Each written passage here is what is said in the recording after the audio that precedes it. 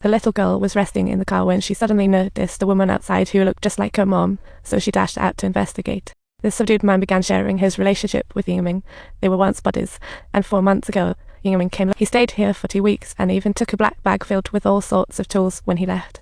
He has no idea what's happened now. Zhang Hao accidentally spotted something behind the wallpaper, and when he tore it open, he found religious icons. Meanwhile, the police were on the case too, bringing in an interrogation expert to dig up the killer's motives.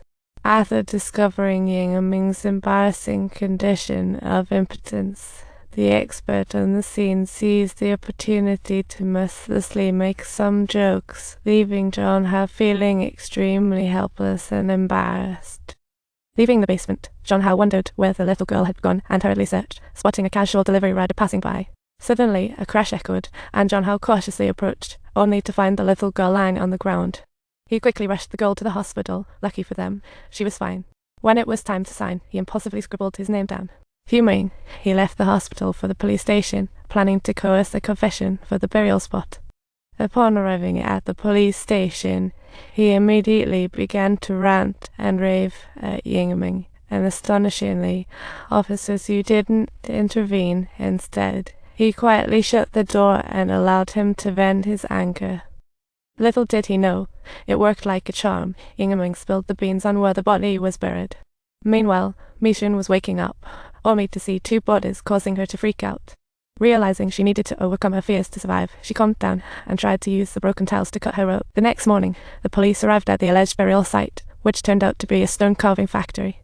They searched high and low but found no body. Officer Xu learned from the owner that Yingming had worked there 6 months ago. Zhang Hao realized Yingming was tricking them with a fake address, while Mixin's car was 20 km away. No way could Yingming bury a body that far. It must be within a 5-kilometer radius. But Officer Xu refused to take orders and insisted on waiting for Yingming to show up and point it out. Just as the police brought Yingming inside, the prosecutor unexpectedly appeared, furious upon seeing his injuries. Thinking the police were torturing him, she immediately dragged the chief to her office. She announced her decision to release Yingming, saying, "You've got the goods, let him go.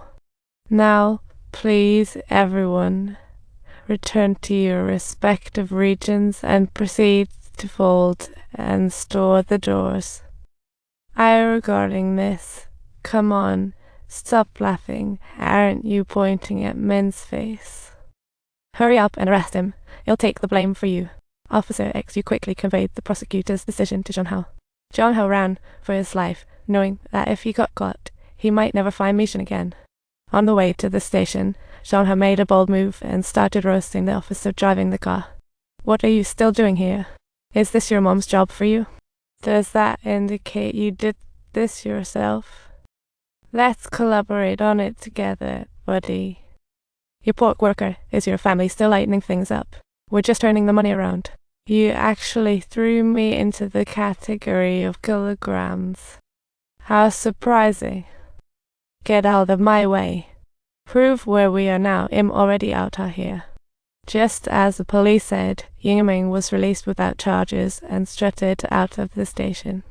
They specifically assigned 2 officers to tail him as he was leaving the scene. The duo followed Yingming to the subway station, but the male officer got blocked at the door. Yingming hopped on a bus solo, heading home. Meanwhile, Zhang Hao was racing towards Wanjianan, but no cabs would stop for him.